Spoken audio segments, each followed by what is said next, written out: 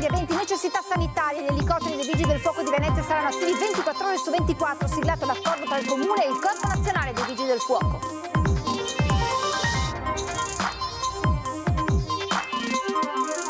Oltre il parapetto del cavalcavia in via Milanese a Mestre, Prince Aulander, portavoce della comunità bengalese, lo nota e lo salva dal gesto estremo chiamando i soccorsi. L'appello: mai voltarsi dall'altra parte.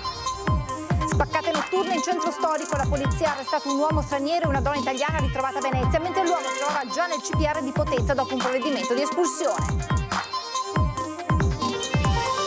Venezia in lutto per la scomparsa a 87 anni di Maria Niero, mamma del sindaco Luigi Brugnaro, era ricoverata da qualche giorno in ospedale all'Angelo di Mestre. Il comune conferma tutti gli appuntamenti natalizi. Madonna della Salute, domani la cerimonia a Venezia, attesi migliaia di fedeli. Antena 3 seguirà in diretta la messa con il patriarca Moraglia, appuntamento dalle 9:45.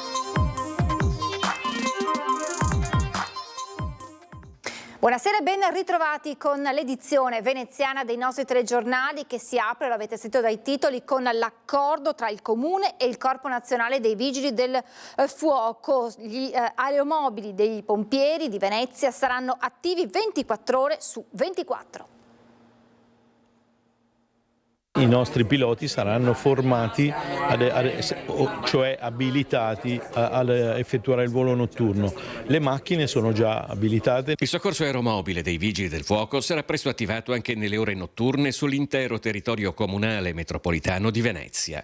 Di fatto raddoppiando le ore di volo dei mezzi, il protocollo d'intesa siglato tra il Corpo Nazionale dei Vigili del Fuoco, il Comune e la città metropolitana di Venezia segna un punto di svolta non solo nell'efficacia degli interventi a tutela del territorio, ma anche nella gestione di grandi eventi. Gli ambiti di intervento sono tanti, anche gli ambiti di servizio che ci vengono richiesti, perché oggi come oggi, oltre al soccorso istituzionale, vengono anche chiesti trasporti, soprattutto degli aeromobili, per questioni a volte anche sanitarie, quando magari l'elicottero sanitario è indisponibile. Per quello che è stato definito un rafforzamento che potrà essere di riferimento anche per altri territori con caratteristiche analoghe al veneziano, esposto a diversi rischi, a cominciare da quello idrogeologico, alla Smart Control Room del Tronchetto, oltre al capo del Corpo Nazionale dei Vigili del Fuoco Eros Mannino, accanto al sindaco Luigi Brugnaro c'è il sottosegretario agli interni con delega ai Vigili del Fuoco Emanuele Prisco. Il protocollo d'intesa necessita di coordinamento, pianificazione e tecnologia a tutti i livelli. Viene fuori una sinergia istituzionale che dovrebbe portare ad avere una prima pratica in questo senso proprio nella città di Venezia, di potenziamento del servizio aereo per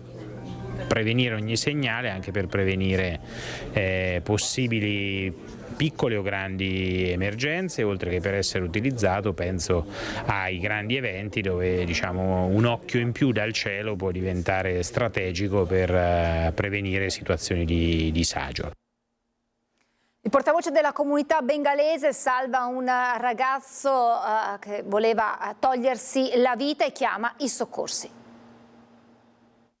L'appello che dicevo anche prima è quello di non svoltare quando si vede una situazione del genere, perché la vita di una persona non vale più del tempo, non vale più di niente. 3:30 del pomeriggio, un giorno come un altro, e via Milanese trafficata come di consueto. Un giovane di spalle alla strada, lo sguardo altrove verso il vuoto e la tensione che ha catturato nel portavoce della comunità bengalese. Stavo ritornando verso casa e facendo questo ponte qua. A un certo punto, con ciglio dell'occhio a destra, ho visto un ragazzo che aveva oltrepassato le ringhiere di protezione del ponte, e là mi è scattato una sensazione di allarme. Ho chiamato la polizia e ho fatto il giro di questa rotonda per accertarmi che fosse così, e poi quando sono ripassato ho visto che questo ragazzo guardava nel vuoto. Il fratello di Prince Aulander si è avvicinato da solo, con calma, offrendo una sigaretta nell'attesa dei soccorritori. Aveva 31 anni e da quello che sembrava aveva dei problemi familiari e soffriva forse di depressione. E nel frattempo è intervenuta la polizia prontamente e ha gestito la cosa in modo veramente eccellente, quindi va un ringraziamento anche alla polizia, alle ambulanze e agli altri corpi che sono intervenuti. Aulander tempo fa era già stato testimone di un fatto simile, una ragazza che si aggirava per una tangenziale sola e barcollante. L'intento era chiaro, ma nessuno è riuscito a evitare il gesto estremo. Un appello dunque quello che giunge da Eulader: non voltarsi mai dall'altra parte e fare attenzione a chi ci sta intorno. Se vediamo una situazione critica dove possiamo intervenire, dove possiamo avvisare le forze dell'ordine, avvisiamo e cerchiamo di essere attenti e di essere sensibili a queste situazioni.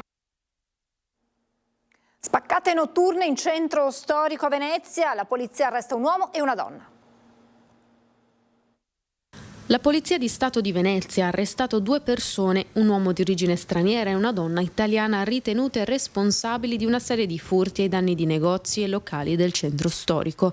Secondo gli investigatori, la coppia avrebbe agito nelle ore notturne, utilizzando la tecnica della spaccata, infrangendo le vetrine per poi compiere rapide incursioni all'interno degli esercizi commerciali.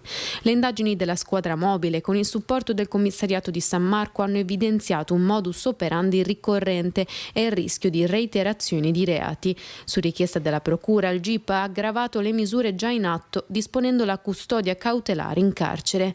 La donna è stata rintracciata in centro storico, mentre l'uomo si trovava già nel CPR di Potenza dopo un provvedimento di espulsione. 3 albanesi tra i 30 e i 50 anni sono stati arrestati e un quarto denunciato per favoreggiamento in un'indagine dei carabinieri di Asia contro una banda dedita a furti in appartamento, la cui base era a Pianiga, nel veneziano, in un alloggio ricavato al piano rialzato di un'ex distilleria. L'indagine era partita dopo un furto in abitazione avvenuto in ottobre a Pettorazza Grimani, in provincia di Rovigo. Sono stati ricostruiti i movimenti della banda che parcheggiava le auto a Vigonza per poi raggiungere la base a Pianiga e iniziare le scorribande.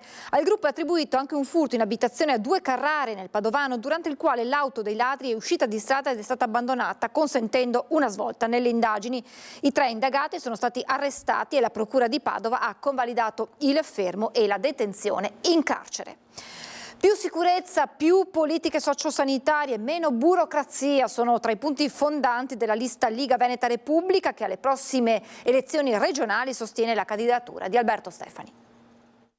Ci sono cose buone, ma ci sono molte cose da migliorare. Io credo che il nuovo presidente, che sarà il più giovane presidente di Regione Italiana, Alberto Stefani, possa cambiare passo, nel senso di migliorare moltissimo. È un cambiamento nel segno della continuità di quanto buono fatto finora, quello proposto da Liga Veneta Repubblica, che alle elezioni regionali sostiene la candidatura a presidente di Alberto Stefani, facendo bandiera di un'identità territoriale molto forte e con un programma che prevede tra l'altro interventi decisivi in materia di sicurezza e sburocratizzazione, il tutto in un'amministrazione del Veneto che deve essere più collegiale. Le figure dirigenziali della Regione, che devono tornare ad esprimere piena responsabilità nelle scelte che li riguardano, quindi senza sudditanza nei confronti del Presidente. Il Presidente sarà un coordinatore e i direttori saranno coloro che assumono le decisioni. Tra le tante priorità particolarmente sentito è il tema del sociale. Il sociale è stato molto trascurato in questo periodo sia a livello nazionale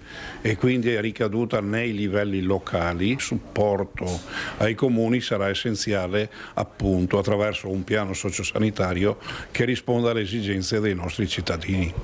E poi ci sono i giovani, il futuro del Veneto e nelle nuove generazioni, e bisogna dargli spazio. Credere nei giovani, credere nel lavoro, credere nella voglia che abbiamo di lavorare. Quello che ci serve sta veramente nel nostro giardino di casa, quindi basta crederci. Venezia è in lutto per la scomparsa questa mattina all'età di 87 anni di Maria Niero, mamma del sindaco Luigi Brugnaro. Era ricoverata da qualche giorno in ospedale all'Angelo di Mestre e purtroppo non ce l'ha fatta. Lascia il marito Ferruccio, i figli Gabriele e Luigi, ben 6 nipoti e una pronipote. I funerali saranno celebrati sabato alle ore 11 nella chiesa Santa Bertilla di Spinea, poi il feretro sarà tumulato nel cimitero di Zelarino. Il comune ha confermato tutti gli appuntamenti natalizi, domani l'inaugurazione dell'albero di Natale in piazza Ferretto senza modificare alcun programma. Tanti messaggi che stanno arrivando al sindaco in queste ore, tra i quali quello della sua Umana Reyer e del Venezia Football Club. Venezia sta vivendo una delle feste più amate della sua tradizione. Dopo l'apertura e l'inaugurazione del Ponte Votivo sono già migliaia i fedeli che sono entrati in Basilica alla Madonna della Salute, e domani il solenne pontificale del Patriarca Moraglia, che Antena 3 seguirà in diretta a partire dalle 9:45. Dopo l'apertura del ponte votivo galleggiante sono già migliaia i pellegrini da tutto il Veneto che in queste ore si stanno recando in preghiera alla Basilica di Santa Maria della Salute a Venezia per rinnovare il voto espresso ai tempi della Serenissima. Domani, cuore e momento clou della festa, le porte della Basilica si apriranno già a partire dalle ore 5:45 del mattino. Poi un appuntamento anche con voi, nostri telespettatori, il solenne pontificale presieduto dal Patriarca di Venezia, Monsignor Francesco Moraglia, che Antenna 3 trasmetterà integralmente in diretta a partire dalle 9:45. Tra i tanti pellegrinaggi che stanno scandendo queste ore, quello dei giovani partiti da Campo San Maurizio e anche quello delle due squadre, maschile e femminile, dell'Umana Reyer di basket. Reyer che giocherà domenica con il lutto al braccio per la morte della mamma del patron e sindaco di Venezia, Luigi Brugnaro. Per le due squadre dell'Umana Reyer è stato un pellegrinaggio carico di significati ed emozioni, raccontate così. Siamo qua per una cosa bellissima, per pregare un po' per nostra salute e salute per i nostri cittadini qua in Venezia. Stagione con Reyer bene, però sempre può essere meglio. Come tradizionalmente si fa, è chiaro, la squadra di Venezia ha questa tradizione, rispetta anche queste cose che ovviamente per la città e per tutti quelli che ci sono nati è una cosa storica, ed è anche molto bello che gli atleti capiscano dove sono e perché alcune cose succedono. Campionesse e campioni dell'Umana Reyer che hanno portato in Basilica le loro storie. Diciamo che l'augurio per tutti e quello che chiediamo è di essere in salute, è la cosa più importante. Alla Madonna ho chiesto della salute per la mia famiglia, i miei familiari, i miei cari. E nella Basilica della Salute intensa celebrazione a Venezia del Giubileo dei Poveri e del Mondo della Carità con il Patriarca Moraglia. A pochi giorni dal pellegrinaggio dei giovani e della festa della Madonna della Salute, la Basilica di Santa Maria della Salute a Venezia ha aperto le sue porte in una fredda domenica di pioggia per accogliere i poveri della città, volontari e operatori tutti del mondo della carità, che hanno celebrato così, in un luogo simbolo della città e della Chiesa di Venezia, il loro giubileo insieme al Patriarca Monsignor Francesco Moraglia. Primo momento della giornata, un breve ma intenso pellegrinaggio, con passaggio attraverso la Porta Santa della Basilica della Salute, chiesa giubilare, guidato dal vicario episcopale, Monsignor Fabrizio Favaro, poi la Santa Messa, presieduta dal Patriarca Francesco, infine il pranzo con il Patriarca per più di 100 commensali e i poveri. Il giubileo dei poveri, degli operatori del mondo della carità debba dire che la conversione ha sempre un valore sociale.